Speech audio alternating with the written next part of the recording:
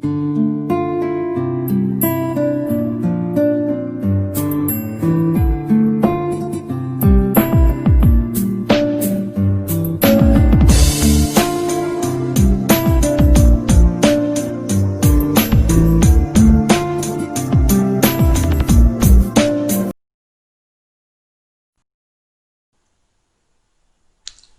students, I am Dr. Umesh Bansod from the Department of English, J.M. Patel College, Bhandara, Maharashtra. Today we are talking about spotting errors based on verbs. आज हम spotting errors based on verbs के बारे में बात करेंगे, जिसे आप subject verb agreement इस नाम से भी जानते हैं. कॉम्पिटिटिव एग्जामिनेशंस में verb के आधार पर जो भी एग्जाम्पल्स पूछे जाते हैं उसमें noun, pronoun, singular, plural verb कैसे पहचानना, किस प्रकार से वर्ब को प्रॉपर तरीके से यूज करना, ऐसे बहुत सारे क्वेश्चंस वहां पर आते हैं. तो इस लिहाज से इस एक्सरसाइज को समझना इम्पोर्टेंट है. जब हम spotting errors based on verbs की बात करते हैं तो इस एक्सरसाइज को समझने के लिए कुछ चीजों का जानना समझना जरूरी है.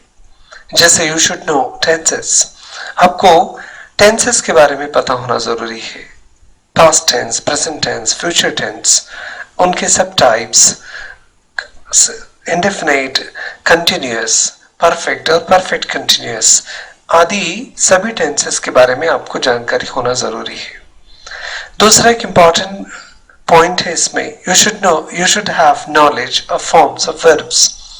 verbs के जो अलग अलग फॉर्म्स होते हैं, बेस फॉर्म है, पास्ट फॉर्म है, पास्ट पार्टिसिपल है, प्रेजेंट पार्टिसिपल है, ऐसे अलग अलग प्रकार के फॉर्म्स के बारे में भी आपको पता होना जरूरी है. क्योंकि टेंसेस में ये फॉर्म्स भी बदलते हैं और जब फॉर्म्स बदलते हैं तब स्पेलिंग्स भी बदलते हैं. तो स्पॉटिंग एरर्स में आपको या तो फॉर्म का स्पेलिंग या टेंस, इसमें से कुछ भी आपको आइडेंटिफाई करना हो सकता है एग्जामिनेशन में. इसलिए आपको वर्ब के फॉर्म्स के बारे में नॉलेज होना जरूरी है. तीसरा एक इंपॉर्टेंट बात है कि you should no types of verbs. Verb के टाइप्स कौन कौन से हैं, ट्रांजिटिव, इंट्रांजिटिव वर्ब्स क्या होते हैं, फाइनाइट, इनफाइनाइट वर्ब किसे कहते हैं, इस प्रकार की पूरी जानकारी आपके पास होना जरूरी है. तभी आप spotting errors based on verbs को आसानी से समझ पाएंगे. नेक्स्ट इंपॉर्टेंट बात है, you should know about numbers. क्योंकि सिंगुलर नंबर, प्लूरल नंबर भी यहाँ इंपॉर्टेंट रोल प्ले करने वाले हैं, तो आपको नंबर्स के बारे में भी पता होना जरूरी है. और एक और चीज इंपॉर्टेंट है, you should know singular and plural forms of nouns. कौन से नाउन का सिंगुलर फॉर्म और प्लूरल फॉर्म क्या है, किसका सिंगुलर और प्लूरल फॉर्म सेम ही रहता है, ये एक इंपॉर्टेंट इंफॉर्मेशन है जो आपके पास होना जरूरी है.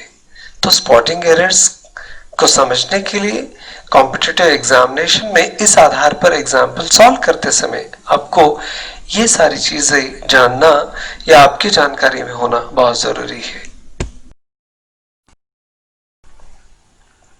अब स्पॉटिंग एरर्स में किस प्रकार के एग्जाम्पल आ सकते हैं और कौन कौन से नियमों के आधार पर हमें ये एग्जाम्पल सॉल्व करने होते हैं, इस इंपॉर्टेंट टॉपिक पर भी हम बात करते हैं. रूल नंबर 1 जिसे हम कहते हैं वो क्या कहता है, if two subjects express one idea, subjects are added for the sake of emphasis. In such cases, consider verb as singular. ये एक important रूल है. जब एक से ज्यादा सब्जेक्ट्स एक ही आइडिया को, एक ही सिमिलर कॉन्सेप्ट को दर्शाने के लिए आएंगे, भले ही वो दो अलग अलग शब्द हो, तो उसे सिंगुलर ही समझना है आपको, प्लूरल नहीं. कुछ वर्ड्स पेयर में आते हैं, पर इस पेयर का मतलब जो दूसरा वर्ड आता है उसका मतलब सिर्फ एम्फेसिस करना, किसी बात को जोर देकर कहना, यही पर्पस होता है. जैसे slow and study, bread and butter, fish and chips, law and order, touch and go, give and take, null and void. इस प्रकार के शब्द पेयर के रूप में आते हैं पर सिंगुलर समझे जाते हैं. जैसे स्लो एंड स्टडी, आपके सामने विन और विंस दो अलग अलग चॉइस है. आपको दो में से कोई तो भी एक उचित वर्ब चुनना है। स्लो और स्टेडी को आप अगर दो अलग अलग यूनिट समझते हैं तो आपका आंसर गलत होगा। अगर आपने विन लिखा तो your answer will be wrong.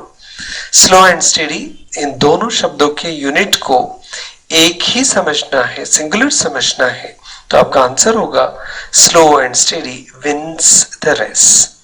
Bread and butter is essential to survive. इस प्रकार से डेफिनेटली एग्जामिनेशंस में आपको एग्जाम्पल्स आएंगे। सब्जेक्ट वर्ब एग्रीमेंट को समझते समय ये एक दूसरा रूल भी समझना इंपॉर्टेंट है। रूल नंबर 2 क्या कहता है? When the plural noun denotes some specific quantity, distance, time or amount considered as a whole, the verb is generally singular. जब कभी भी प्लूरल नाउन्स आते हैं और वो स्पेसिफिक क्वांटिटी को, डिस्टेंस को या टाइम को दर्शाते हैं, ऐसे अलग अलग प्रकार के प्लूरल नाउन्स को भी ऐसे हालात में आपको सिंगुलर समझना होता है।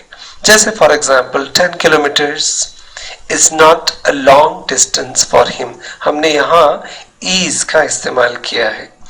5 लाख प्लूरल नंबर है पर is just a small amount for him, यहाँ हमने इज का प्रयोग किया है। 100 lakh is equal to 1 crore, यहाँ पर भी हमने 100 lakhs के बाद में इज का प्रयोग किया है। तो जब कभी भी ऐसे प्लूरल नाउन्स आएंगे जो क्वांटिटी, डिस्टेंस या टाइम को दर्शाएंगे तो उनको आपको सिंगुलर समझना है, ना कि प्लूरल।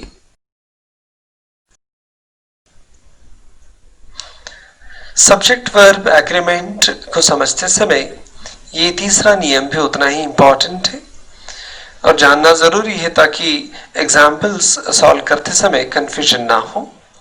रूल नंबर 3 क्या कहता है? 2 or more singular subjects connected by either or neither nor take a singular verb. either or या neither nor से अगर दो अलग अलग सब्जेक्ट्स अगर जोड़े जाते हैं तो इन्हें आपको सिंगुलर ही समझना होता है, प्लूरल नहीं। For example, either Virat or Sachin is going to play the match. Neither PM nor CM is coming for the function. Neither he nor I shall dance in the party. जहां कहीं भी हमने इधर और का या neither nor का प्रयोग किया है तो हमें दोनों सब्जेक्ट को सिंगुलर ही समझना है, प्लूरल नहीं। इधर और नीदर नॉर के एक महत्वपूर्ण नियम को हमने समझने की कोशिश की। Rule number 4 also is related with neither nor and either और, पर ये थोड़े से फर्क को बताता है। रूल नंबर 4 क्या कहता है? When the subjects joined by or nor are different numbers, the verb must be plural and plural subject must be placed next to the verb. ये एक important rule है। जब कभी भी और या नॉर से, ईदर और या नीदर नॉर से दो अलग अलग सब्जेक्ट्स जोड़े जाएंगे, ऐसे हालत में आपको वर्ब को प्लूरल ही लिखना है और जो प्लूरल सब्जेक्ट रहेगा उसी को सब्जेक्ट के वर्ब के पहले आपको लिखना है। जैसे for example, either Heena or her parents are going for picnic, यहाँ पर पेरेंट्स ये प्लूरल है, हमने वर्ब के ठीक पहले लिखा है। दूसरा sentence, neither Ramesh nor his friends are taking part in the competition, either I or they will receive the cash prize. इस प्रकार से आपको वर्ब के पहले ही प्लूरल वाला सब्जेक्ट यूज करना है और उसी के हिसाब से आपको वर्ब को प्लूरल फॉर्म में लिखना है। Let us talk about rule number 5 now. Any noun qualified by each or every is followed by singular verb, though connected with and. जब कभी भी each या every शब्द से noun जोड़े जाएंगे, लिखे जाएंगे या noun को qualify करेंगे, तब हमें singular verb ही लेना है, भले ही ऐसे verb, भले ही ऐसे subjects and से जोड़े गए हो। For example, each of these girls is worthy to be promoted. Each of these girls, ऐसा सब्जेक्ट देखने के बाद में आप कंफ्यूज हो जाएंगे, आर का प्रयोग करेंगे. ऐसे नहीं करना है, आपको वहां पर सिंगुलर ट्रीट करना है ऐसे वर्ब को, क्योंकि ईच ने उसे क्वालिफाई किया है. सेकंड सेंटेंस है, each of this boys needs protection from various diseases. Third example, every man and women was filled with Joy. Man and women and से जोड़े गए हैं, प्लूरल समझने की जरूरत नहीं है क्योंकि एवरी ने उन्हें क्वालिफाई किया है, तो यहां पर वो सिंगुलर समझे जाएंगे. Every moment teaches us many things. इस प्रकार से एवरी और ईच जहां कहीं भी आपको दिखाई देंगे और दूसरे सब्जेक्ट को क्वालिफाई करेंगे तो आपको सब्जेक्ट को सिंगुलर ही समझना है. Not only but also as well as both hand दिखने में बहुत आसान एक्सरसाइज है, पर सब्जेक्ट वर्ब एग्रीमेंट के बारे में आप कंफ्यूज हो सकते हैं. रूल नंबर 6 इसी को कंसंट्रेट करता है. रूल नंबर 6 क्या कहता है? When two nouns or pronouns are joined by not only but also the verb agrees with the second noun or pronoun. जब कभी भी not only but also से subjects जोड़े जाएंगे तो जो second subject होता है उसी से verb agree करेगा. आसान शब्दों में दूसरे सब्जेक्ट के आधार पर ही आपको वर्ब का प्रयोग करना है. For example, not only Reena, यहाँ रीना सिंगुलर है, पर बट आल्सो के बाद में हर फ्रेंड्स प्लूरल है, तो ये सेकंड सब्जेक्ट जो हर फ्रेंड्स आया इसी के अनुसार आपको आर एंजॉइंग द पार्टी इस प्रकार से वर्ब लिखना पड़ेगा. Second sentence, not only he but also you are guilty.